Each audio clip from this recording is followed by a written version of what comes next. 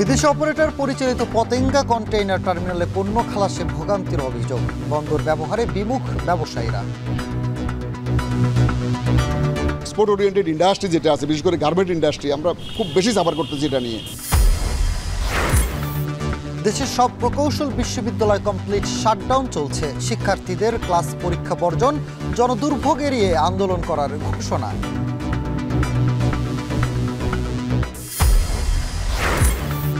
জাকসু নির্বাচনে ছাত্রদলের পূর্ণাঙ্গ প্যানেল ঘোষণা আজ, ৩৫ বছর পর চাকসুর তফসিল বিকেলে।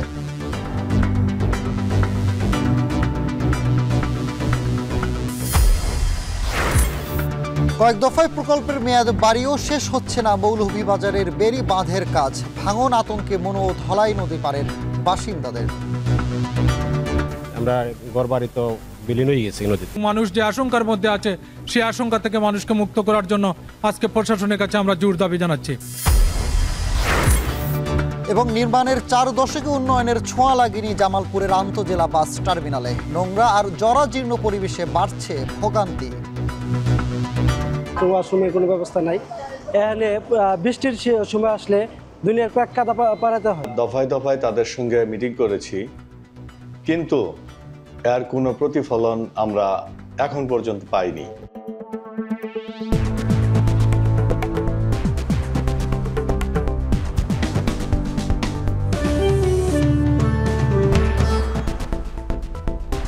স্বাগত এখন জনপদে। পুরো আয়োজন আপনাদের সঙ্গে আছে আমি সানি মৃধা। কাঙ্ক্ষিত সেবা দিতে না পারায় পতেঙ্গা কন্টেইনার টার্মিনাল বিমুখ হচ্ছে বন্দর ব্যবহারকারীরা। অভিযোগ, বিদেশি অপারেটরের পরিচালিত হলেও পণ্য ডেলিভারিতে পড়তে হয় চরম ভোগান্তিতে। এছাড়া বাড়তি সময় আর্থিক ক্ষতির পাশাপাশি নেতিবাচক প্রভাব পড়ছে রপ্তানি খাতে। বিস্তারিত জানাচ্ছেন হাজেরা শিউলি। গেল বছরের জুনে সীমিত পরিসরে পতেঙ্গা কন্টেইনার টার্মিনাল বা পিসিটির কার্যক্রম শুরু করে বিদেশি অপারেটর সৌদি আরবের রেড সি গেটওয়ে ইন্টারন্যাশনাল। পূর্ণাঙ্গ প্রস্তুতি না থাকায় শুরুতে শুধু রফতানি কন্টেইনারগুলোই জাহাজে তুলত অপারেটর। গেল মে মাস থেকে রফতানির পাশাপাশি আমদানি কন্টেইনারও হ্যান্ডলিং ও ডেলিভারির কাজ শুরু করে পিসিটি। প্রত্যাশা ছিল বিদেশি অপারেটরের ব্যবস্থাপনায় পণ্য ডেলিভারি দ্রুত হবে, বাড়বে সেবার মান। অথচ কার্যক্রম শুরু হতে না হতেই দেখা দেয় সমস্যা। বন্দর ব্যবহারকারীদের অভিযোগ, মে মাসে রেড সি গেটওয়ে আমদানি কন্টেইনার হ্যান্ডলিংয়ের অনুমোদন পাওয়ার পর গেল 2 মাস ধরে জনবল, যন্ত্রপাতি ও স্পেস সংকটে টার্মিনালে চরম অব্যবস্থাপনা দেখা দিয়েছে। ফলে পিসিটি থেকে পণ্য ডেলিভারি নিতে চরম ভোগান্তি পোহাতে হচ্ছে। জাহাজ থেকে কন্টেইনার ওঠানো নামানো, শেডে রাখা আমদানি পণ্য ডেলিভারির চাপ সামলাতে পারছে না কর্তৃপক্ষ। এতে নষ্ট হচ্ছে কর্মঘণ্টা, আমদানিকারককে গুনতে হচ্ছে অতিরিক্ত জরিমানা। আমরা অন্যান্যদের ফিসে ঘুরতে থাকি, আর আমাদের ডেলিভারি কন্টেইনার যেগুলো ইম্পোর্টারের, ওগুলো ওনারা ডেলিভারি ফন্ডে আনা না। একজন জেডি সরকার যদি পিসিটিতে ঢুকে, আজকে যদি সকালে ঢুকেও কখন বেরোবে এটা ঠিক নেই, হয়তো ডেলিভারি দিয়ে কালকে বিকালে বাইর হবে বা সকালে বাইর হবে। এইরকম একটা পরিস্থিতিতে প্রচুর কর্মঘণ্টা নষ্ট হচ্ছে। এটা একটা আমরা মনে করি যে খুব ক্ষতিগ্রস্ত হচ্ছি আমরা। এদিকে যথাসময়ে কাঁচামাল হাতে না পাওয়ায় ক্ষতিগ্রস্ত হচ্ছে রফতানিমুখী তৈরি পোশাক খাত। সেখানে চার্জও বেশি গুনতে হচ্ছে বলেও অভিযোগ ব্যবসায়ীদের। একদিকে চার্জ বাড়তেছে, একদিকে আমরা প্রত্যাশিত সেবা পাচ্ছি না, আর হয়রানির শিকার হচ্ছি আমরা, যার কারণে আমরা ইন টাইমে আমাদের ফ্যাব্রিক অ্যাক্সেসরিজ পাচ্ছি না। এটা আমাদের যারা এক্সপোর্ট ওরিয়েন্টেড ইন্ডাস্ট্রি যেটা আছে, বিশেষ করে গার্মেন্ট ইন্ডাস্ট্রি, আমরা খুব বেশি সাফার করতেছি এটা নিয়ে। আমদানির আনুষ্ঠানিক কার্যক্রম শুরুর পর থেকে এ পর্যন্ত 2-1টি বিদেশি কোম্পানির জাহাজ ভিড়ে এই টার্মিনালে, যার মধ্যে বেশিরভাগই মার্কস শিপিং লাইনের। অস্বাভাবিক দেরির বিষয়টি উল্লেখ করে সম্প্রতি পিসিটি থেকে আমদানি পণ্যের কন্টেইনার ডেলিভারি না নেওয়ার কথা জানিয়ে মার্কস কর্তৃপক্ষকে ইমেল করেছে 4টি কন্টেইনার ডিপো। পতেঙ্গা কন্টেইনার টার্মিনালের বেসরকারি ডিপোগুলো আমদানি পণ্যবাহী কন্টেইনার বের করতে গিয়ে কোনো রকম প্রোডাক্টিভিটি পাচ্ছে না, বরং সেখানে অস্বাভাবিক বিলম্ব হচ্ছে। এই বিলম্বের কারণেই বেসরকারি ডিপোগুলো পিসিটি থেকে আমদানি পণ্যবাহী কন্টেইনার আনতে অস্বীকৃতি জানাচ্ছে বা অস্বীকৃতি জানানোর সিদ্ধান্ত গ্রহণ করছে। 1230 কোটি টাকা ব্যয়ে নির্মিত পতেঙ্গা কন্টেনার টার্মিনাল পরিচালনার জন্য 2023 সালে চট্টগ্রাম বন্দরের সঙ্গে 22 বছরের জন্য চুক্তিবদ্ধ হয় সৌদি আরবের প্রতিষ্ঠান Red Sea Gateway Terminal International. এই টার্মিনালে পিসিটির অধীনে রয়েছে 3টি কন্টেইনার জেটি। হাজেরা শিউলি, এখন চট্টগ্রাম। 5 দফা দাবিতে দেশের সব প্রকৌশল বিশ্ববিদ্যালয় ক্লাস পরীক্ষা বর্জন করে কমপ্লিট শাটডাউন কর্মসূচি পালন করছেন শিক্ষার্থীরা। এ খবর নিয়ে আরও জানাতে রাজশাহী প্রকৌশল বিশ্ববিদ্যালয় থেকে যুক্ত হচ্ছেন সহকর্মী মারুফ হাসান। মারুফ, ক্যাম্পাসের পরিস্থিতি এখন কেমন দেখছেন? শিক্ষার্থীদের পরবর্তী কর্মসূচি কি জানাবেন? সানি, আপনি জানেন যে গতকাল ঢাকায় প্রকৌশলী শিক্ষার্থীদের উপর পুলিশের যে নির্মম কর্মকাণ্ড ছিল সেটা কিন্তু সারা দেশব্যাপী আলোচনা এবং সমালোচনা জন্ম দিয়েছে। মূলত সেই পুলিশি হামলার প্রতিবাদেই কেন্দ্রীয় যে কর্মসূচি ছিল সেটিকে সম্মতি জানিয়ে রাজশাহী প্রকৌশল ও প্রযুক্তি বিশ্ববিদ্যালয় তারা কিন্তু সিদ্ধান্ত নিয়েছে, আজকে ক্লাস পরীক্ষা বর্জন করেছে। তারা এখন পর্যন্ত এই সিদ্ধান্তে অটল রয়েছে, তবে পরবর্তীতে কি সিদ্ধান্ত হবে তা পরবর্তীতে জানিয়ে দেবেন বলেও জানিয়েছেন। তবে আমরা দেখতে পাচ্ছি যে একাডেমিক যে কার্যক্রম সেগুলো বন্ধ আছে, প্রশাসনিক কার্যক্রমও চলছে না, এবং পাশাপাশি পরীক্ষা এবং যেগুলো গুরুত্বপূর্ণ কাজ ছিল সেগুলোও কিন্তু তারা পূর্ণাঙ্গভাবে স্থগিত রেখেছেন। মূলত তাদের যে 3 দফা দাবি ছিল সেই দাবি নিয়ে এর আগেও তারা গতকাল রাজশাহীর যে তালাইমারি মোড় আছে সেই তালাইমারি মোড় অবরোধ করে রেখেছিল এবং সন্ধ্যা পর্যন্ত তারা তাদের এই আন্দোলন চালিয়ে গেছেন। পাশাপাশি রাজশাহী বিশ্ববিদ্যালয়ের শিক্ষার্থীদের তাদের সম্মতি জানিয়ে তালাইমারি মোড়ে এসে কিন্তু অবস্থান করেন এবং এক পর্যায়ে তারা সেখানে কেন্দ্রের যে সিদ্ধান্ত সেই সিদ্ধান্তের অপেক্ষায় ছিল। পরবর্তীতে কেন্দ্র থেকে জানানো হয় সারা দেশব্যাপী প্রকৌশলী শিক্ষার্থীরা তাদের ক্যাম্পাসে যে অবস্থান এবং পাশাপাশি পূর্ণাঙ্গ শাটডাউন ঘোষণা করেছেন, তারই আওতায় আজকে রাজশাহী প্রকৌশল ও প্রযুক্তি বিশ্ববিদ্যালয়ের শিক্ষার্থীরাও সেই কর্মসূচি পালন করছেন। এখন পর্যন্ত আমরা এখানে শিক্ষার্থীদের দেখতে পাচ্ছি না, তবে তারা হয়তোবা কিছুক্ষণ পরে হয়তো তারা এসে আমাদের আনুষ্ঠানিকভাবে আজকের অন্য কোনো কর্মসূচি আছেন কিনা সে বিষয়গুলো জানিয়ে দেবেন বলেও আমরা জানতে পেরেছি। পাশাপাশি এখানে আমি বলে রাখি তাদের দাবির যে প্রথম দাবিটি ছিল সেটি হচ্ছে 9ম গ্রেডে তাদের জন্য উন্মুক্তকরণ, এবং দ্বিতীয় দাবি ছিল 10ম গ্রেডে যে এখানে ডিপ্লোমা কোটাধারী কোটা রাখা হয়েছে সেই কোটা বাতিলকরণ, এবং তৃতীয় যে দাবিটি ছিল সেটি হচ্ছে সকল বৈষম্য দূর করে তাদের যাতে চাকরির ক্ষেত্রে যোগ্যতার ভিত্তিতে দেওয়া হয়। পাশাপাশি ইঞ্জিনিয়ারিং বিএসসি যারা করছেন শুধুমাত্র তারা যাতে ইঞ্জিনিয়ারিং শব্দটি ব্যবহার করতে পারেন, এমনটাও কিন্তু তারা তাদের 3 দফা দাবির কথা বলেছেন। মূলত এই 3 দফা দাবির জন্যই তারা কিন্তু ঢাকায় লং মার্চ টু ঢাকা কর্মসূচি ঘোষণা করেছিলেন। সেই ঘোষণার প্রেক্ষাপটে গতকাল ঢাকার শাহবাগে তারা অবস্থান করেছিলেন। পুলিশের সেখানে শিক্ষার্থীদের উপর যে হামলার তাদেরকে কিন্তু সাড়া দিয়েছে এবং তার প্রতিবাদেই কিন্তু সারা দেশে প্রকৌশলী যেসব প্রতিষ্ঠান আছে তারা কিন্তু আজকে তাদের যে ধরনের কমপ্লিট শাটডাউন যে কর্মসূচি সেটি কিন্তু পালন করছেন। তারই প্রেক্ষাপটে রাজশাহী প্রকৌশল প্রযুক্তি বিশ্ববিদ্যালয়ের শিক্ষার্থীরাও কিন্তু তাদের আজকে যে একাডেমিক কার্যক্রম ক্লাস পরীক্ষা বর্জন সহ অন্যান্য যে কার্যক্রম সেগুলো কিন্তু স্থগিত করে রেখেই কেন্দ্রের সাথে সম্মতি রেখে তারা কিন্তু আজকের এই কর্মসূচি সফল করার জন্যই কাজ করছেন। সানি, এই ছিল রাজশাহী প্রকৌশল প্রযুক্তি বিশ্ববিদ্যালয় থেকে আমার কাছে সবশেষ তথ্য। রাজশাহী প্রকৌশল ও প্রযুক্তি বিশ্ববিদ্যালয়ের শিক্ষার্থীদের ক্লাস পরীক্ষা বর্জনের খবর জানাচ্ছিলেন সহকর্মী মারুফ হাসান। এদিকে জাহাঙ্গীরনগর বিশ্ববিদ্যালয় কেন্দ্রীয় শিক্ষার্থী সংসদ নির্বাচন ছাত্রদলের পূর্ণাঙ্গ প্যানেল ঘোষণার কথা রয়েছে।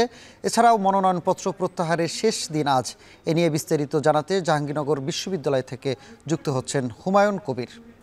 হুমায়ুন, ছাত্রদল কখন নাগাদ পূর্ণাঙ্গ প্যানেল ঘোষণা করবে, আর শেষ দিনে কেউ মনোনয়ন প্রত্যাহার করেছে কিনা জানাবেন।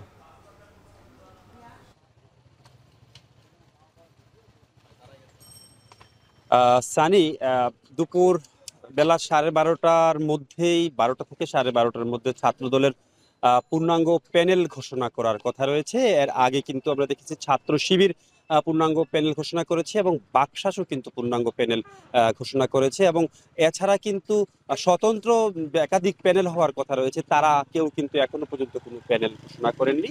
ছাত্রদল আজকে 12টার থেকে 12:30টার মধ্যে প্যানেল ঘোষণা করবে এমন কথাই কিন্তু জানা গেছে। আর আজকে আপনি যেমনটি বলছিলেন মনোনয়নপত্র প্রত্যাহারের কিন্তু শেষ দিন, 271টি কিন্তু মনোনয়নপত্র বৈধ ঘোষণা করা হয়েছে। এ থেকে এ পর্যন্ত আমরা জেনেছি 8 জন মনোনয়ন প্রত্যাহার করেছে এবং বিকাল 4টা পর্যন্ত কিন্তু মনোনয়নপত্র প্রত্যাহারের সময় সেটি বেঁধে দেওয়া হয়েছে এবং এই নির্ধারিত সময়ের মধ্যে কিন্তু মনোনয়নপত্র যারা প্রত্যাহার করবেন তারা কিন্তু প্রত্যাহার করবেন। তারপর নির্বাচন কমিশনের সূত্র বলছে তারপর তারা কিন্তু চূড়ান্ত প্রত্যাহারের পর যে চূড়ান্ত প্রার্থী তালিকা সেটি আসলে প্রকাশ করবেন আজকে মধ্যরাতের আগেই। তারপর আজকে মধ্যরাতের পর মানে 12টা 1 মিনিট থেকে কিন্তু প্রচারণা শুরু হবে পুরোদমে। আমি যদি একটু দেখাই, আমি রয়েছি এই মুহূর্তে মুরাদ চত্বরে, সেখানেও কিন্তু যে মুরাদ চত্বরে কিন্তু বেলা বাড়ার সাথে সাথে আমরা দেখছি যে এখানে নারী ভোটার এবং পুরুষ ভোটার মানে ছাত্রছাত্রী যারা রয়েছেন তাদের সংখ্যা কিন্তু বাড়ছে। নির্বাচনী ডামাডোল যে বেজে উঠেছে 33 বছর পর জাহাঙ্গীরনগর বিশ্ববিদ্যালয়, সেই চিত্রই কিন্তু আমরা এখন দেখাচ্ছি আপনাদের। এই যে মুরাদ চত্বরে যে চায়ের কাপে কিন্তু মোটামুটি ঝড় উঠছে এমন কথাই কিন্তু বলা যায় এবং বেলা বাড়ার সাথে সাথে কিন্তু এখানে প্রার্থী এবং ভোটারদের আনাগোনা বাড়বে এবং 33 বছর পর যেই নির্বাচন পেতে যাচ্ছে সেই নির্বাচনে কিন্তু বিশ্ববিদ্যালয়টির শিক্ষার্থীরা উচ্ছ্বসিত এবং আনন্দিত। একটু জানিয়ে রাখছি, এই 11ই সেপ্টেম্বর অনুষ্ঠিত হওয়া নির্বাচনে কিন্তু 11,919 জন প্রার্থী প্রতিদ্বন্দ্বিতা, 919 জন ভোটার ভোট দেবেন এবং এর মধ্যে ছাত্র ভোটার রয়েছে 6,102 জন এবং নারী ভোটার রয়েছে কিন্তু ছাত্রী ভোটার রয়েছে 5,817 জন। সব মিলিয়ে মোটামুটি জাহাঙ্গীরনগর বিশ্ববিদ্যালয়ে যে জাকসু নির্বাচন সেটি কিন্তু জমে উঠেছে। এছাড়া কিছু অসঙ্গতি রয়েছে। নারী প্রার্থী যারা আসলে তারা বলছেন সাইবার বুলিং সহ এবং রাজনৈতিক হেনস্থার যে একটি বিষয়, সেসব কারণে কিন্তু নারী প্রার্থী এবার অনেকটা কম দেখা গেছে। এবং যদি একটু জানিয়ে রাখি, কেন্দ্রীয় ছাত্র সংসদ নির্বাচনের পাশাপাশি কিন্তু এখানে হল সংসদ 21টি হলেও কিন্তু হল সংসদ নির্বাচন হবে। 315টি পদের বিপরীতে এখন পর্যন্ত 130টি পদে কিন্তু বিনা প্রতিদ্বন্দ্বিতা নির্বাচিত হতে যাচ্ছেন প্রার্থীরা, আর 64টি পদে আসলে কোনো প্রার্থী থাকবে না। তো এর মধ্যে কোনো কোরাম না থাকায় 13 নম্বর ছাত্রী হল সংসদ সেটিও কার্যকর হতে যাচ্ছে। তো মোটামুটি নির্বাচন যে বিমুখতা সেটি কিন্তু এখানে দেখা গেছে এবং এই ধরনের নির্বাচন বিমুখতা হলে কিন্তু জাতীয় রাজনীতিতে একটি প্রভাব পড়বে, কারণ এমন কথাই কিন্তু এখানকার ভোটার এবং প্রার্থী যারা রয়েছেন তারা কিন্তু বলছেন। সব মিলিয়ে আসলে জাকসুর যে নির্বাচনের যে ডামাডোল বেজে উঠছে এ কারণেই কিন্তু একটি উচ্ছ্বাসমুখর পরিবেশ বিরাজ করছে এবং এছাড়া আসলে তেমন কোনো সমস্যা কিন্তু নেই। যেমনটি শুরুতে বলছিলাম যে আজকের প্রার্থিতা প্রত্যাহারের শেষ দিন, আজকে প্রার্থিতা প্রত্যাহার হলে আগামীকাল থেকে পুরোদমে প্রচারণা চলবে জাকসু নির্বাচন অনুষ্ঠিত হওয়ার লক্ষ্যে। এই ছিল জাকসু নির্বাচনের সর্বশেষ পরিস্থিতি নিয়ে জাহাঙ্গীরনগর বিশ্ববিদ্যালয় থেকে আমার কাছে বিস্তারিত। জাহাঙ্গীরনগর বিশ্ববিদ্যালয় কেন্দ্রীয় শিক্ষার্থী সংসদের নির্বাচনের খবর জানাচ্ছিলেন সহকর্মী হুমায়ুন কবির। প্রায় 3 যুগ পর চাকসু নির্বাচনের তোড়জোড় চলছে। বিকেল 3টায় ঘোষণা করা হবে নির্বাচনী তফসিল। এ বিষয়ে আরও জানাতে চট্টগ্রাম বিশ্ববিদ্যালয় থেকে যুক্ত হচ্ছেন শোয়েব রহমান। শোয়েব, নির্বাচনের তফসিল ঘোষণা নিয়ে শিক্ষার্থীদের মধ্যে কেমন প্রতিক্রিয়া দেখছেন?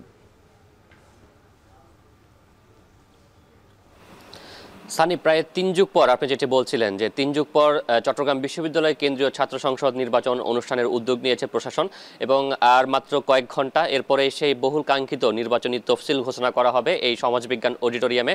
ঠিক পেছনেই সেই তফসিল ঘোষণার যে মঞ্চ সেটি প্রস্তুত করা হয়েছে এরই মধ্যে এবং শিক্ষার্থীরা সকাল থেকে ক্যাম্পাসে আসছেন। তারা এই মুহূর্তে আসলে শিক্ষা কার্যক্রম অর্থাৎ ক্লাস পরীক্ষা নিয়ে ব্যস্ত রয়েছেন। তবে শিক্ষার্থীরা এই যে নির্বাচনের উদ্যোগ নেওয়া হয়েছে সেটিকে সাধুবাদ জানিয়েছেন এবং তাদের মধ্যে এক ধরনের উচ্ছ্বাস কাজ করছে। আমরা দেখেছি বিগত সময়গুলোতে ছাত্র সংগঠনগুলো কিন্তু নানান সময়ে প্রশাসনের কাছে চাকসু নির্বাচনের জন্য দাবি জানিয়ে আসছিলেন, কিন্তু এবার প্রথম গেল 1 বছরে অর্থাৎ 5 আগস্টের পরবর্তী যে 1 বছর, সেই 1 বছর আমরা দেখেছি যে সমস্ত ছাত্র সংগঠন এক টেবিলে বসে, ছাত্র সংগঠনের পাশাপাশি সামাজিক সাংস্কৃতিক সংগঠন যেগুলো রয়েছে সেই সংগঠনগুলো কিন্তু এক টেবিলে বসে চাকসু নির্বাচনের দাবি তুলেছিলেন। অবশেষে তাদের দাবির প্রেক্ষিতে শিক্ষার্থীরা প্রশাসনের পক্ষ থেকে কিন্তু চাকসু নির্বাচনের উদ্যোগ নেওয়া হয়েছে। প্রশাসনের পক্ষ থেকে জানানো হয়েছে আজ তফসিল ঘোষণা করা হবে 3টায় এবং এর পাশাপাশি যে ভোটার তালিকা প্রস্তুতের কার্যক্রম, চূড়ান্ত ভোটার তালিকা প্রস্তুতের কার্যক্রমও কিন্তু প্রায় শেষ পর্যায়ে বলে প্রশাসনের পক্ষ থেকে জানানো হয়েছে এবং সেই নির্বাচন কখন হতে পারে তেমন একটি ধারণা আমরা পেয়েছি যে সেপ্টেম্বরের শেষ দিকে অর্থাৎ শেষ সপ্তাহে হয়তো বা নির্বাচন অনুষ্ঠিত হতে পারে, সেরকম একটি ধারণা কিন্তু পাওয়া যাচ্ছে। এই নির্বাচনকে ঘিরে শিক্ষার্থীরা যেটি বলছেন যে তাদের দীর্ঘদিন অর্থাৎ গেল ৩৬ বছর বিশ্ববিদ্যালয় প্রশাসনের কাছে তাদের যে অধিকার চাকসুর মাধ্যমে নিজেদের অধিকারগুলো জানাবার যে প্রক্রিয়া ছিল সেটি কিন্তু তারা বঞ্চিত হয়েছেন সেখান থেকে। এবং এর মাঝে অনেক শিক্ষার্থী ছিলেন যারা বিশ্ববিদ্যালয় থেকে পাশ করে চলে গেছেন, তারা ভোটাধিকার প্রয়োগ করতে পারেননি কিংবা নির্বাচন করার ইচ্ছা থাকলেও তারা নির্বাচন করতে পারেননি। তাদের মধ্যে একটা আক্ষেপ রয়েছে, কিন্তু তারপরেও এত বছর পরে এসে এখনকার যারা শিক্ষার্থীরা রয়েছেন তারা কিন্তু দারুণ উচ্ছ্বসিত এবং তারা আসলে অপেক্ষা করছেন যে কখন তফসিল ঘোষণা করা হবে এবং কখন সেই নির্বাচনটি অনুষ্ঠিত হবে। সেই বিষয়টি কিন্তু তারা আসলে অধীর অপেক্ষায় রয়েছেন। এবং এরই মাঝে চাকসু নির্বাচনকে ঘিরে ছাত্র সংগঠন যারা রয়েছে তারাও কিন্তু নানান ধরনের কার্যক্রম পরিচালনা করছে। তারাও কিন্তু চাকসু নির্বাচনের দাবিতে বিভিন্ন নিজেদের যে নির্বাচনের পরিবেশ নিয়ে কথা বলতে শুরু করেছেন। অর্থাৎ নির্বাচনের একটি আমেজ কিন্তু এরই মধ্যে চট্টগ্রাম বিশ্ববিদ্যালয় ক্যাম্পাসে শুরু হয়ে গিয়েছে। এবং সেই নির্বাচনে কারা আসলে ভিপি প্রার্থী হবেন, কারা জিএস প্রার্থী হবেন বা কে কোন পদে লড়বেন সেগুলো নিয়েও কিন্তু শিক্ষার্থীদের মাঝে নানান ধরনের গুঞ্জন, নানান ধরনের আলোচনা কিন্তু চলছে। বিশেষ করে রাজনৈতিক দল যারা রয়েছে তারা কিন্তু তাদের মধ্যে থেকে যে নির্বাচনের প্যানেল সেগুলো গোছানোর কার্যক্রমও কিন্তু ভেতরে ভেতরে শুরু করেছেন। তো সবকিছু মিলে চট্টগ্রাম বিশ্ববিদ্যালয়ে এখন যে নির্বাচনের আমেজ সেটি কিন্তু পুরোপুরি শুরু হয়ে গেছে বলা যায়। তবে এরই মাঝে শঙ্কার যে একটি বিষয় সেটি হচ্ছে বিশ্ববিদ্যালয়ের প্রধান দুটি বড় রাজনৈতিক দল তাদের মধ্যে কিন্তু কিছুটা বিবৃতি, পাল্টা বিবৃতি এ ধরনের ঘটনা ঘটছে, সেগুলো নিয়েও কিন্তু কিছুটা সংশয় রয়েছে। তবে সবাই এখন অপেক্ষা করছেন শুধুমাত্র তফসিল ঘোষণা এবং কখন নির্বাচনের তারিখ দেওয়া হয় সেটির উপরে। সানি।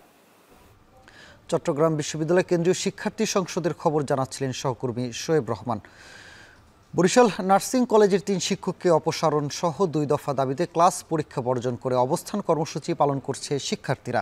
এ নিয়ে আরও জানাতে বরিশাল নার্সিং কলেজ থেকে যুক্ত হচ্ছেন অমিত হাসান। অমিত, শিক্ষার্থীদের দাবি নিয়ে প্রশাসনের পক্ষ থেকে কোনো পদক্ষেপ নেওয়া হয়েছে কিনা জানাবেন।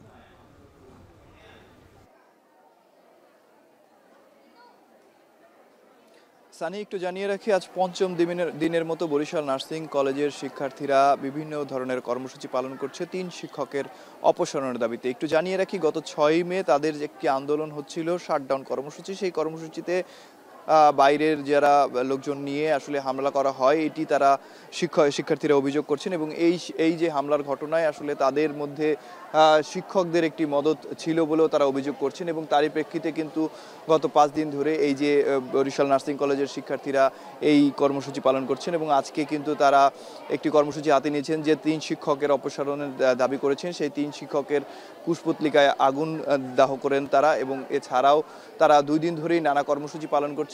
চোখ বেঁধে প্রশাসনকে আসলে আঙুল দেখিয়েছেন। আসলে তারা বলছেন যে বিভিন্ন সময় তারা এই দাবিটি করেছেন এবং সেই 6 মের পর থেকেই কিন্তু তারা বিভিন্নভাবে বিভিন্ন কর্মসূচি পালন করেছেন। কিন্তু 3.5 মাস পেরিয়ে গেল, এখন পর্যন্ত কোনো শুরু হয়নি কিংবা কোনো ধরনের কার্যক্রম তারা দেখতে পাননি, যার কারণে কিন্তু তারা এখন আবার সেই অবস্থান কর্মসূচিতে পরিণত হয়েছে। এবং তারা যে দাবি দুটি করছে সেটি হচ্ছে অতি দ্রুত অভিযুক্ত 3 শিক্ষকের বরিশাল নার্সিং কলেজ থেকে অপসারণ, এছাড়া প্রশাসনমূলক ক্লাস রুটিন পরিবর্তন করে অতি দ্রুত নতুন রুটিন প্রকাশ করার একটি দাবিও তারা করছেন। এবং এই দাবি যতক্ষণ পর্যন্ত মেনে নেওয়া হবে ততক্ষণ পর্যন্ত তাদের এই যে অবস্থান কর্মসূচি সেটি চলমান থাকবে বলেও তারা জানিয়েছেন। এবং সকাল থেকেই তারা এই আন্দোলন করছেন এবং এ সময় বিভিন্ন ধরনের প্লাকার্ড হাতে নিয়ে তারা নানা ধরনের স্লোগান দিয়েছেন। কিছুক্ষণ আগে যে 3 শিক্ষকের কুশপুতলিকা সেটিও কিন্তু তারা দাহ করেছেন। এছাড়া গত 3 দিন ধরে তারা নানান ধরনের কর্মসূচি কিন্তু হাতে নিয়েছিলেন। এছাড়া লাল কার্ড প্রদর্শন 3 শিক্ষকের বিরুদ্ধে এবং চোখ বেঁধে প্রতিবাদ জানানো হয়েছিল, এই শিক্ষার্থীরাই তাই সেগুলো জানিয়েছিলেন। এবং একটু জানিয়ে রাখি যে গত 6 মে তাদের যে আন্দোলন ছিল শাটডাউন কর্মসূচি, সারা দেশের ন্যায় বরিশালেও সেই আন্দোলনটি চলমান ছিল। তখন আসলে তাদের উপর একটি হামলার ঘটনা ঘটে বলে অভিযোগ করেছেন এখানকার যারা শিক্ষার্থী রয়েছেন তারা। এবং তার প্রেক্ষিতেই তারা সচিবালয়ের সাথেও কথা বলেছে, সচিবালয়ে চিঠি দিয়েছে। সচিবালয় থেকে তাদেরকে বলা হয়েছে যে তদন্ত সাপেক্ষে এই 3 শিক্ষকের বিরুদ্ধে ব্যবস্থা নেওয়া হবে। তবে 3.5 মাস পেরিয়ে গেলেও এখন পর্যন্ত সেই ব্যবস্থা নেওয়া হয়নি বলে অভিযোগ করছেন এখানকার শিক্ষার্থীরা। এবং তার প্রেক্ষিতে গত 5 দিন ধরে বরিশাল নার্সিং কলেজের শিক্ষার্থীরা কিন্তু এই অবস্থান কর্মসূচি পালন করছেন এবং নানা ধরনের কর্মসূচিও হাতে নিয়েছেন। এবং তারা বলছেন যে শিক্ষকরা তাদের উপর হামলা চালিয়েছে সেই শিক্ষকরা এখনও কলেজ ক্যাম্পাসে রয়েছেন, ক্লাস নিচ্ছেন। এবং আসলে এতে আসলে পরিবেশ, যে পড়াশোনার যে পরিবেশ সেটি নষ্ট হচ্ছে বলেও তারা দাবি করছেন। এবং অনতি বিলম্বে এই যে 3 শিক্ষক রয়েছে এই 3 শিক্ষককে অপসারণ করতে হবে, না হয় তারা এই যে অবস্থান কর্মসূচি রয়েছে সেই অবস্থান কর্মসূচি থেকে সরে দাঁড়াবেন না বলেও হুঁশিয়ারি দিয়েছেন। তো বরিশাল নার্সিং কলেজ থেকে এই ছিল আমার কাছে সর্বশেষ। সানি। চট্টগ্রাম বিশ্ববিদ্যালয় বেড়িবাঁধের কাজ শেষ না হওয়ায় মৌলভীবাজারের মনোধলাই নদী পাড়ের বাসিন্দাদের দিন কাটছে বন্যা আর ভাঙন আতঙ্কে। নদীর পানি বাড়ায় ঘর বাড়ি, ফসলের মাঠ নদী গর্ভে বিলীন হওয়ার শঙ্কায় স্থানীয়রা। পানি উন্নয়ন বোর্ডের কর্মকর্তা বলছে, নানা জটিলতায় প্রকল্পের কাজ বন্ধ থাকলেও দ্রুতই বাঁধ মোতায়েন কাজ শুরু হবে। এদিকে জেলা প্রশাসক জানায়, জমি অধিগ্রহণ বরাদ্দ পেলে স্থায়ী সমাধানের ব্যবস্থা নেওয়া হবে। এম এ হামিদের তথ্য ছবিতে প্রতিবেদন। মনু ও ধলাই নদীর তীরে বসবাস মৌলভীবাজারের কুলাউড়া, কমলগঞ্জ, রাজনগর ও সদর উপজেলার লাখো মানুষের। একসময় নদী দুটি আশীর্বাদ হলেও এখন বর্ষা এলেই নদী ভাঙন আর বন্যা আতঙ্ক বেড়ে যায় দুই পাড়ের বাসিন্দাদের। নদী ভাঙন রোধে হাজার কোটি টাকার প্রকল্প নেওয়া হলেও দফায় দফায় প্রকল্পের মেয়াদ বাড়িয়েও শেষ হচ্ছে না কাজ। এদিকে বিএসএফ এর বাধার কারণে কমলগঞ্জের মখাবিল এলাকা ও কুলাউড়ার শরীফপুর ও পৃথিম পাশা এলাকায় বেড়ে বাঁধের কাজ বন্ধ বলে জানান এলাকাবাসী। এতে যে কোনো সময় নদীর পানি বেড়ে ঘরবাড়ি, ফসল নদী গর্ভে বিলীন হয়ে যাওয়ার শঙ্কায় এলাকাবাসী। এছাড়া অবৈধভাবে ও অপরিকল্পিত বালু উত্তোলনের কারণে হুমকিতে পড়েছে ব্রিজ ও বেড়ে বাঁধও।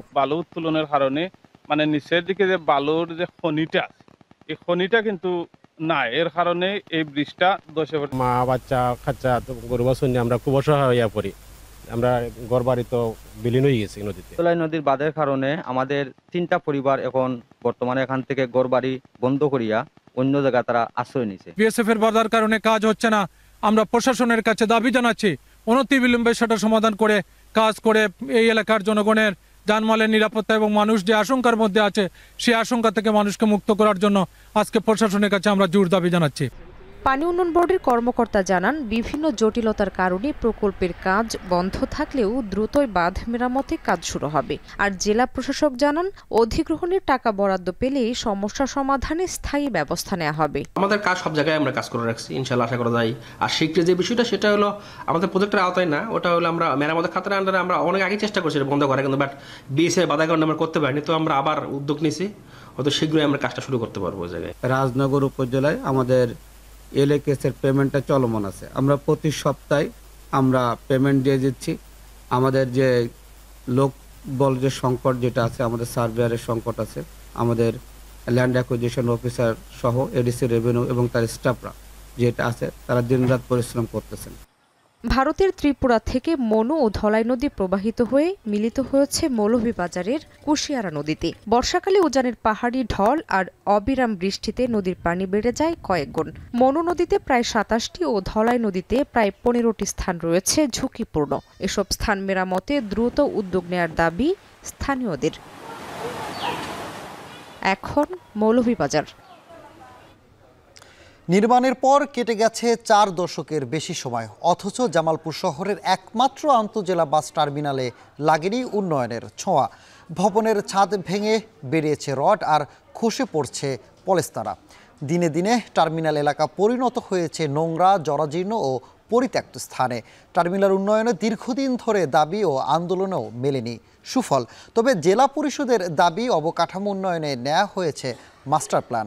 জুয়েল রানার তথ্য ও ছবিতে বিস্তারিত প্রতিবেদনে।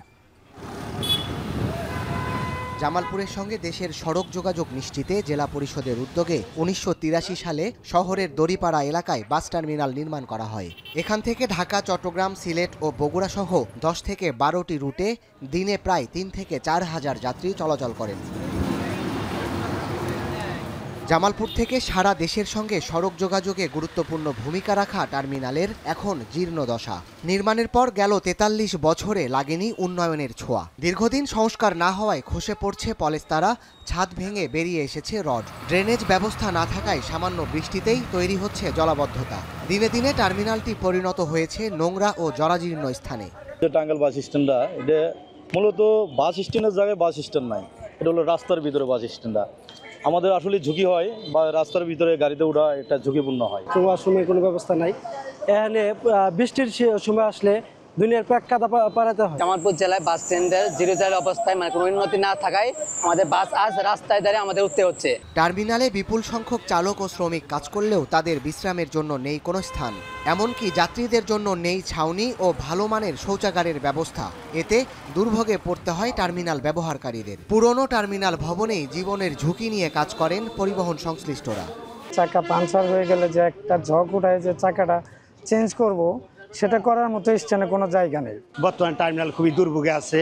যাত্রী শ্রমিক দূরপাল্লা থেকে গাড়ি নিয়ে যায়, যে সংস্থা ড্রাইভার শ্রমিকরা আসে তাদের রেস্টের জায়গা নেই, পায়না প্রস্তাব করার জায়গা নেই। বারবার দৃষ্টি আকর্ষণ করছি জেলা পরিষদকে, জেলা মহোদয়কে, ডিসি সবকে, যে আমাদের টার্মিনালটা সংস্কার করে দেন।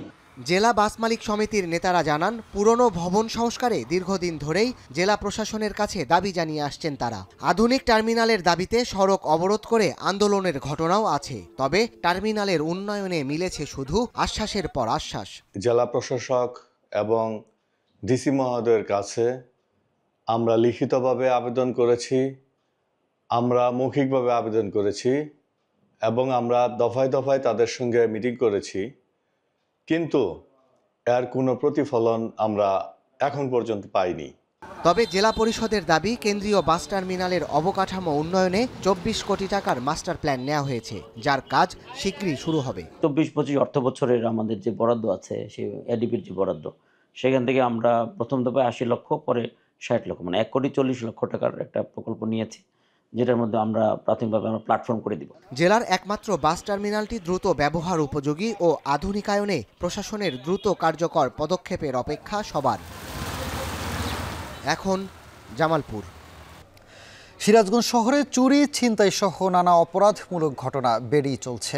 অপরাধ নিয়ন্ত্রণে অপরাধী শনাক্তে শহর জুড়ে সিসি ক্যামেরা বসানো হলেও নিয়মিত তদারকি আর রক্ষণাবেক্ষণের অভাবে বিকল হয়ে পড়ে আছে। জেলা পুলিশ বলছে, অপরাধ নিয়ন্ত্রণ ও সিসি ক্যামেরা পুনর্স্থাপনের কাজ করছেন তারা। রিফাত রহমানের প্রতিবেদন।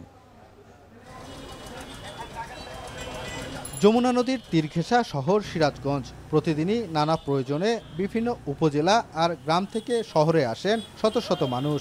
শহরবাসী রয়েছেন আরও 2 লাখ। বাসিন্দা ও বিভিন্ন প্রতিষ্ঠানের নিরাপত্তার পাশাপাশি অপরাধ নিয়ন্ত্রণ ও অপরাধী শনাক্তে 2021 সালে পুরো শহরকে ক্লোজ সার্কিট ক্যামেরার আওতায় আনে জেলা পুলিশ। শহরের 65টি পয়েন্টে 100টি সিসিটিভি ক্যামেরা স্থাপন করা হয়, যাতে শহরের সার্বিক চিত্র পর্যবেক্ষণ করা হতো পুলিশ সুপারের কার্যালয়ের মনিটরিং সেল থেকে। তবে মাত্র 3 বছরে হয় বিকল, না হয় খোয়া গেছে প্রায় সবগুলো ক্যামেরাই। সেই সুযোগটাই নিচ্ছে অপরাধ চক্র। গত 16 আগস্ট রাতে শহরের ব্যস্ততম বানিয়াপট্টির এক ব্যবসায়ীর বাসা থেকে লুট হয় স্বর্ণালংকার ও নগদ টাকা। এছাড়াও শহরের চৌরাস্তা মোড়ে প্রকাশ্য দিবালোকে ব্যবসায়ীর টাকা ছিনতাই সহ প্রতিনিয়ত পাড়া মহল্লায় বসতবাড়িতে ঘটছে ছোট বড় চুরির ঘটনা। ব্যক্তিগত সিসি ক্যামেরায় কিছু অপরাধ শনাক্ত হলেও অধিকাংশ অপরাধী ধরাছোঁয়ার বাইরে। অপরাধ প্রবণতা বেড়ে যাওয়ায় শঙ্কিত শহরবাসী। আমার 4টা আলমারি, ওয়ারড্রোব, সমস্ত কিছু এমনভাবে এলোমেলো করছে, সাংঘাতিকভাবে। এটা করে তারা আমার এখান থেকে স্বর্ণ অলংকার নিয়ে গেছে এবং নগদ টাকা নিয়েছে। আগে মনে করেন যে প্রতিদিনে 2-3 বার টহল দিচ্ছে আমাদের এসএস রোডে, আমাদের এই ব্যাপার আসে না। আবার রাইতেও আগে 2-3 বার টহল দিচ্ছে, এবার পুলিশ প্রশাসন দেখি না। এখন এমন একটা পরিস্থিতি হয়েছে যে আপনি যে একটা গাড়ি ঠেকায় আছে, আপনি মার্কেটে ঢুকবেন, পরে দেখা গেল যে এসে গাড়ি নাই, কিন্তু যখন আপনি দেখবেন যে সিসি ক্যামেরা ছিল, তখন আপনি একটু যাচাই করে আপনি সেই জিনিসটা বের করতে পারতেন। আমরা মনে করি সিরাজগঞ্জের আইন শৃঙ্খলা পরিস্থিতি খুবই অবনতি হয়েছে। প্রশাসনের উচিত আবার সিসি ক্যামেরাগুলোকে প্রতিস্থাপন করা এবং আইন শৃঙ্খলা রক্ষায় তাদের একটা ভূমিকা রাখা। নতুন করে আবার এই সিসি ক্যামেরার আওতায় সিরাজগঞ্জ শহরকে নিয়ে আসা দরকার। এখানে যদি আমাদের কোনো সহযোগিতা লাগে, Sirajganj chamber of commerce and ইন্ডাস্ট্রির যদি কোনো সহযোগিতা লাগে প্রশাসনের, আমরা ইনশাআল্লাহ সহযোগিতা করব। গত 1 বছরে সিরাজগঞ্জ শহরে চুরি ছিনতাইয়ের ঘটনায় মামলা হয়েছে 34টি, আর দস্যুতার ঘটনা ঘটেছে 2টি। এ অবস্থায় পুলিশ বলছে, শিগগিরই সিসি ক্যামেরা পুনর্স্থাপন করা হবে। এই অপরাধগুলিতে যারা যুক্ত রয়েছে তাদেরকে আমরা অলরেডি অনেককেই গ্রেপ্তার করা হয়েছে। আমরা আরও গ্রেপ্তার আমরা করছি, আমাদের অভিযান অব্যাহত রয়েছে। সিসি ক্যামেরা সবসময় আপনারা জানেন যে মামলা অথবা যে সমস্ত অজ্ঞাতনামা অপরাধ ঘটে সে সমস্ত জিনিসের সুবিধা হয় আর কি, এখন বিদ্যমান নেই। বাট আমাদের এটা আমরা আরও কথা বলে যে এটা পুনঃস্থাপন করা যায় সে উদ্যোগ গ্রহণ করবো। অপরাধ নিয়ন্ত্রণে সিসি ক্যামেরা পুনরুস্থাপন সহ পুলিশি নিরাপত্তা জোরদার করার দাবি শহরবাসীর। রিফাত রহমান, এখন সিরাজগঞ্জ। ভারত থেকে চাল আমদানি হওয়ায় প্রভাব পড়েছে যশোরের বাজারে। এতে সপ্তাহের ব্যবধানে বেশিরভাগ চালের দাম কমেছে কেজিতে 1 থেকে 2 টাকা। এ নিয়ে আরও জানাতে শহরের বড় বাজার থেকে যুক্ত হচ্ছেন রিপন হোসেন। রিপন, বর্তমানে বাজারে চালের দাম কত টাকা, কোন কেজিতে কত টাকা করে বিক্রি হচ্ছে জানাবেন। আজকে আমরা দেখেছি যে মিনিকেট চাল যেটি 64 টাকা থেকে 74 টাকা বিক্রি হচ্ছে, যেটি এক সপ্তাহ আগে ছিল 66 থেকে 75 টাকা। পাইজাম চালটি বিক্রি হচ্ছে 58 থেকে 60 টাকা এবং সেটি কিন্তু এক সপ্তাহ আগে ছিল 60 থেকে 62 টাকা। অনুরূপভাবে আঠার চাল বিক্রি হচ্ছে 58 টাকা থেকে 60 টাকা, যেটি এক সপ্তাহ আগে ছিল 62 টাকা। বাসমতি 85 টাকা থেকে 88 টাকা বিক্রি হচ্ছে, যেটি এক সপ্তাহ আগে ছিল 86 টাকা থেকে 90 টাকা। আর মোটা চাল বিক্রি হচ্ছে 50 থেকে 52 টাকার মধ্যে। যদিও মোটা চালের দাম কমেনি, রয়েছে অন্যান্য যে চালগুলো রয়েছে সেগুলোর দাম কিছুটা কমেছে। মূলত ভারত থেকে দুটি চালানে 525 মেট্রিক টন চাল কিন্তু আসছে। এই আসার খবরে কিন্তু কিছুটা চাউলের বাজার স্থিতিশীল ছিল। তারপরে চাউলের বাজার স্থিতিশীল ছিল, তার পরবর্তীতে কিন্তু আমরা দেখি যে কিছুটা চালের দাম 1 থেকে 2 টাকা প্রতি কেজিতে কমেছে। যারা ব্যবসায়ী রয়েছেন তারা বলছেন যে সরবরাহ বেশি থাকলে চাউলের দামটি কমে এবং সরবরাহ যদি কম থাকে সেক্ষেত্রে চাউলের দামটি বাড়তে পারে। সেক্ষেত্রে সম্প্রতি সময়ে তারা বলছেন যে যেহেতু ভারত থেকে কিছু চাল আমদানি শুরু হয়েছে, এর পরবর্তীতে আরো চাল আসতে পারে, সেই প্রেক্ষিতে কিন্তু চাউলের দামটি কিছুটা হলেও বাজারে প্রভাব পড়েছে এবং কিছুটা দাম কমেছে 1 থেকে 2 টাকা প্রতি কেজিতে। তবে যারা ব্যবসায়ী রয়েছেন তারা এটিও বলছেন যে এখন বর্তমান সময়ে বাজারে যে চাউল আসছে এবং চাউল কিন্তু বিক্রি খুবই কম রয়েছে, বিক্রি না হওয়ার কারণেও একটু প্রভাব পড়ছে বলছেন যারা ব্যবসায়ী রয়েছেন। তবে যারা সাধারণ ক্রেতা রয়েছেন তারা বলছেন যে চাউলের দাম প্রতিনিয়ত বৃদ্ধি পেয়ে থাকে। এই ভারত থেকে চাউল আসার খবরে কিছুটা স্বস্তি আসলেও যে খুব বেশি দাম সেটি কিন্তু কমেনি। তারা বলছেন যে আরো বেশি পরিমাণ যদি ভারত থেকে চাল আমদানি করা যেত তাহলে বাজারে আরো বেশি প্রভাব পড়তো। তবে যারা খুচরা ব্যবসায়ী বলছেন তারা যেটি বলছেন যে মিল মালিকদের যে সিন্ডিকেট, সেই সিন্ডিকেটের কারণে কিন্তু চালের দাম ওঠানামা করে থাকে। সেই কারণে যে বাজার মনিটরিং ব্যবস্থা যদি জোরদার করা হয় তাহলে চাউলের দামটি আরো কমতে পারে। সব মিলে চাউলের বাজার যে দাম কিছুটা কম হলেও কিন্তু বিক্রি কম হচ্ছে বলে জানিয়েছেন এখানকার ব্যবসায়ীরা। তো সব মিলে এই ছিল এই চাউলের বাজার থেকে আমার কাছে সর্বশেষ সানি। যশোরের চালের বাজারে দরদাম জানাচ্ছিলেন সহকর্মী রিপন হোসেন। ভারতে পাচারের শিকার 17 বাংলাদেশি কিশোর কিশোরীকে বেনাপোল ইমিগ্রেশনে হস্তান্তর করেছে ভারতীয় পুলিশ। বুধবার ভারতের পেট্রোপোল চেকপোস্ট দিয়ে তাদের ফেরত পাঠানো হয়। ফেরত আসা 17 জনের মধ্যে 7 জন কিশোর আর 10 জন কিশোরী রয়েছে। এদের বয়স 12 থেকে 17 বছরের মধ্যে। দেশের বিভিন্ন সীমান্তে তারা অবৈধ অনুপ্রবেশের অভিযোগে ভারতীয় পুলিশ তাদের আটক করে। এরপর থেকে ভারতের বিভিন্ন হোম আশ্রয়ে ছিলেন তারা। পরে ভারত বাংলাদেশ সরকারের স্বদেশ প্রত্যাবাসনে দেশে ফেরার সুযোগ পায়। পুলিশ জানায় ফেরত 17 জনকে আইনি প্রক্রিয়া শেষে পরিবারের কাছে হস্তান্তর করা হবে।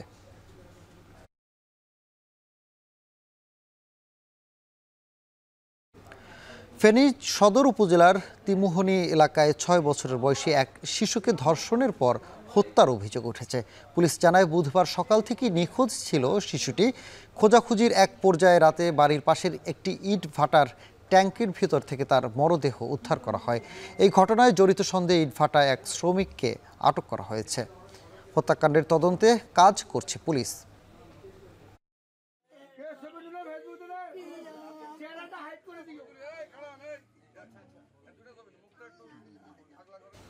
সাভারে তুচ্ছ ঘটনাকে কেন্দ্র করে এক যুবককে পিটিয়ে হত্যার অভিযোগ উঠেছে। গত রাতে তেঁতুলঝোড়া ইউনিয়নের ফুলবাড়িয়া বাজারে এলাকায় এই হত্যাকাণ্ডের ঘটনা ঘটে। পুলিশ জানায় ব্যক্তিগত বিরোধের জেরেই একই এলাকার বিমলের সঙ্গে নারায়ণের বাকবিতণ্ডা হয়। এক পর্যায়ে বিমলকে পিটিয়ে আহত করে নারায়ণ। তাকে উদ্ধার করে এগিয়ে গেলে পরিবারের অন্য সদস্যদেরও আহত করা হয়। গুরুতর আহত অবস্থায় বিমলকে হাসপাতালে নেওয়া হলে চিকিৎসক মৃত ঘোষণা করেন। এ ঘটনায় অভিযুক্ত নারায়ণকে আটকের চেষ্টা করছে পুলিশ বলে জানিয়েছে।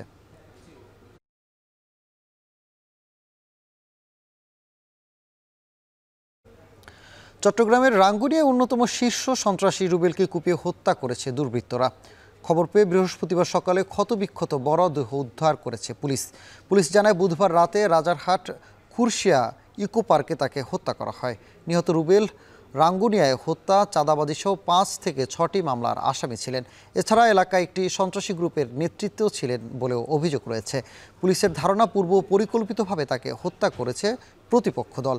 মরদেহ উদ্ধারের পর ময়নাতদন্তের জন্য চট্টগ্রাম মেডিকেল কলেজ হাসপাতালে পাঠানো হয়েছে।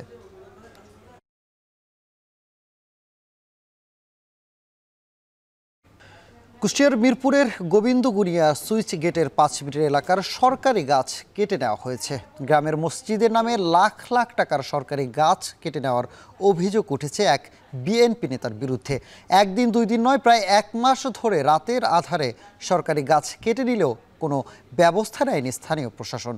কুষ্টিয়া থেকে আব্দুল আলিমের ক্যামেরায় মেজবা উদ্দিন পলাশের প্রতিবেদন।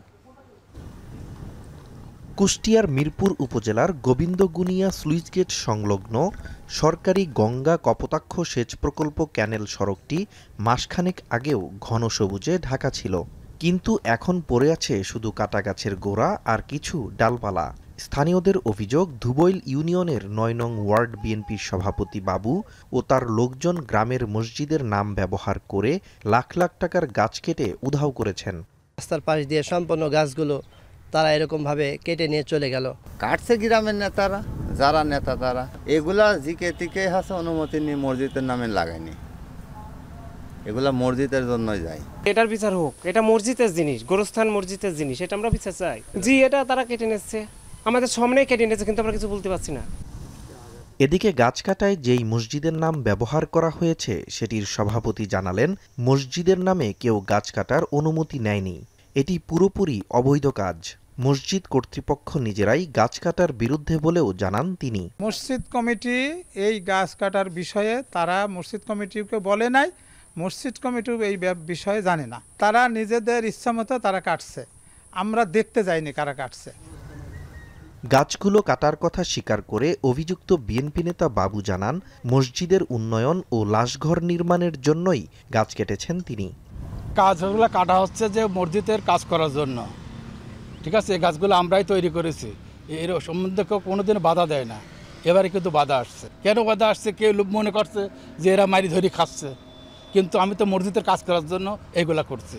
এটা লাশ গাছ তৈরি করার জন্য এই গাছগুলো কাটা হচ্ছে। পানি উন্নয়ন বোর্ডে কিন্তু আমরা যে নিচে যে খাতগুলা ওইগুলো আমরা লিস্ট দিয়ে ওপর দিয়ে গাছ লাগাই, এটা তৈরি করে আমরা মসজিদের দিয়ে থেকে খরচ করি না। এটা পানি উন্নয়ন বোর্ডের সঙ্গে কথা হয়েছে, এরা তো কোনোদিন কিছু বলে নেই। এ বিষয়ে সচেতন মহল বলছে, গাছ কেটে যারা পরিবেশকে হুমকির মুখে ফেলছে তাদের শাস্তির আওতায় আনতে হবে। যেখানে আমাদের ঢাকঢোল পিটিয়ে বৃক্ষরোপণ অভিযান আমরা পরিচালনা করি, দেশের সচেতন জনগণ যেখানে বৃক্ষরোপণ কর্মসূচি দেয়, দুষ্কৃতিকারীরা রাতের অন্ধকারে বৃক্ষরোপণ তো দূরের কথা, বৃক্ষ কর্তন করে একদম উজাড় করে দিচ্ছে। এদের বিচার হওয়া উচিত। ভূমিটা আপাতত দৃষ্টিতে পানি উন্নয়ন বোর্ডের, তা আমি অলরেডি স্যারদের জানাইছি, বিষয়টা তাদের নলেজে দিয়েছি। যেই কাটুক এটা অন্যায় করছে, গাছ আমাদের পরম বন্ধু, গাছ কাটা আসলে আইনত দণ্ডনীয় বিনা কারণে। এদিকে গেল 1 মাস ধরে পানি উন্নয়ন বোর্ডের মালিকানাধীন জায়গার এসব গাছ কাটা হলেও কিছুই জানেন না তারা। মাধ্যমে আমরা জানতে পারলাম যে গোবিন্দপুনিয়ায় সম্প্রতি সময় কিছু গাছপালা কাটা হয়েছে। তো আপনারা জানেন যে আমাদের বন বিভাগ কর্তৃক আমাদের গাছপালা রোপণ করা হয়। তো এই জায়গা থেকে আসলে বন বিভাগের আওতাধীন কিনা বা আমাদের আওতাধীন কিনা বা ব্যক্তিগত জায়গার উপরে কেউ গাছ কর্তন করছে কিনা এই বিষয়ে আমরা সরজমিন পরিদর্শন করে যদি আমাদের গাছ হয়, আমাদের জায়গার উপর গাছ হয়, আমরা তাদের বিরুদ্ধে আইনগত ব্যবস্থা গ্রহণ করব। গাছ কেটে পরিবেশের যেমন ক্ষতি হয়েছে, তেমনি ক্ষতি হয়েছে সরকারের সম্পদেরও। প্রশাসন এবার কী ব্যবস্থা নেবে সেটাই দেখার বিষয়। এখন কুষ্টিয়া। টাঙ্গাইলে আবহাওয়া অনুকূলে থাকায় চলতি মৌসুমে পাটের বাম্পার ফলন হয়েছে। বিভিন্ন গ্রামে পাট কাটা ও আঁশ ছাড়াতে ব্যস্ত সময় পার করছেন কৃষকরা। তবে উৎপাদন খরচ বাড়ায় ফলন ও দাম ভালো হলেও তেমন লাভ পাচ্ছেন না কৃষকরা। বন্ধ পাটকলগুলো চালুর পাশাপাশি রপ্তানি করার দাবি পাট চাষি ও ব্যবসায়ীদের। কাউসার আহমেদের প্রতিবেদনে। চলতি মৌসুমে টাঙ্গাইলে প্রায় 18,000 হেক্টর জমিতে দেশি, তোষা, কেনাফ সহ বিভিন্ন জাতের পাটের আবাদ হয়েছে, যা থেকে প্রায় 2 লাখ বেল পাট উৎপাদনের লক্ষ্যমাত্রা নির্ধারণ করেছে কৃষি বিভাগ। মৌসুমের শুরুতে পানির সংকট থাকায় পাট জাগ দিতে সমস্যা হয়, এতে নষ্ট হয়ে যায় অনেক পাটের রং। উপরন্তু উৎপাদন খরচ বেড়ে যাওয়ায় এবং বাজার অস্থিতিশীল থাকায় লাভ হচ্ছে না বলে জানান পাট চাষিরা। তাই বন্ধ পাটকল চালু ও পাট রপ্তানির দাবি তাদের। পানি নাই, আমাকে পাটে অনেক খরচা পড়ে জায়গা।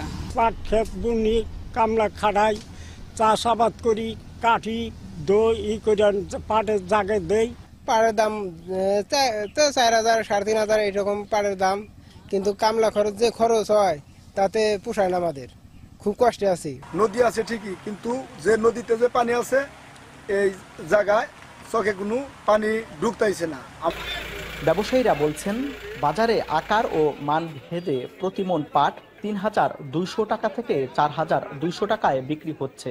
তবে বন্ধ থাকা মিলগুলো চালু না হওয়ায় ব্যবসা ক্ষতিগ্রস্ত হচ্ছে। রপ্তানির সুযোগ তৈরি হলে চাষি ও ব্যবসায়ী উভয়ই লাভবান হবেন বলে মনে করছেন তারা। পানির সংকটে পাটটা একটু কালো হয়ে গেছে। পাড় যদি পানি যদি থাকতো তাহলে তো পাড় আমাদের পাড় ঝকঝক করতো, কিন্তু তা তো হয় নাকি। ওই জল মেশটা পাটটা একটু বালু বালু মারি, এই জন্য পাট ভালো হয় নাই। নিরানি কাড়া দোয়ায় খরচা আছে মেলা। আবহাওয়া অনুকূলে থাকায় চলতি মৌসুমে পাটের ফলন ভালো হয়েছে। কৃষকদের সহযোগিতার পাশাপাশি বন্ধ থাকা মিল চালু ও পাট রপ্তানির উদ্যোগ নিয়ে আলোচনা চলছে বলে জানান কৃষি বিভাগের এই কর্মকর্তা। কৃষকটা সময় মতন পচন এবং দাম না পাওয়ার কারণে পাটের চাষে দিনে দিনে চাষিরা একটু অনাগ্রহ হয়ে গেছে, কিন্তু ইদানিং আবার দাম বেড়ে যাওয়াতে কৃষকরা আবার এটাতে আবার বৃদ্ধি পাচ্ছে। আর পাট কটগুলো যেটি আছে সেগুলো সরকারও একটা ভালো পদক্ষেপ নিচ্ছে যে পাটের ব্যবহার যাতে সর্বপর্যায়ে যাতে বাড়ে, সেজন্য বিভিন্ন পদক্ষেপ নিয়েছে। আমাদের কৃষি বিভাগও আমরা বিভিন্ন প্রোগ্রামে আমরা পাটজাত দ্রব্য যে সমস্ত জিনিসগুলো আছে সেগুলো আমরা ব্যবহার করার নির্দেশনা দিয়েছি। এদিকে পরিবেশবিদরা বলছেন অন্যান্য উদ্ভিদের মতো পাটও পরিবেশ বান্ধব এবং বিশুদ্ধ অক্সিজেনের বড় উৎস। কর্মসংস্থান ও প্রান্তিক অর্থনীতির চাকা সচল রাখতে আহ্বান জানান মিলগুলো চালু ও রপ্তানির উদ্যোগ নিতে। পাট সবচেয়ে পরিবেশ বান্ধব একটা উদ্ভিদ, যেটাকে আমরা বিভিন্নভাবে পরিবেশের সপক্ষে এবং আমাদের অস্তিত্বের অনুকূলে ব্যবহার করতে পারি। চলতি মৌসুমে জেলায় প্রায় 350 কোটি টাকার পাট উৎপাদনের আশা কৃষি বিভাগের। ইতিমধ্যে 90% পাট কাটা শেষ হয়েছে। কাউসার আহমেদ, এখন টাঙ্গাইল। শেষ করছি এখন জনপদে, তার আগে শিরোনামগুলো আরও একবার। বিদেশি অপারেটর পরিচালিত পতেঙ্গা কন্টেইনার টার্মিনালে পণ্য খালাসে ভোগান্তির অভিযোগ, বন্দর ব্যবহারে বিমুখ ব্যবসায়ীরা। এক্সপোর্ট ওরিয়েন্টেড ইন্ডাস্ট্রি যেটা আছে, বিশেষ করে গার্মেন্ট ইন্ডাস্ট্রি, আমরা খুব বেশি সাফার করতেছি এটা নিয়ে। দেশের সব প্রকৌশল বিশ্ববিদ্যালয় কমপ্লিট শাটডাউন চলছে, শিক্ষার্থীদের ক্লাস পরীক্ষা বর্জন, জনদুর্ভোগ এড়িয়ে আন্দোলন করার ঘোষণা। জাকসু নির্বাচনে ছাত্রদলের পূর্ণাঙ্গ প্যানেল ঘোষণা আজ, 35 বছর পর চাকসু তফসিল বিকেলে।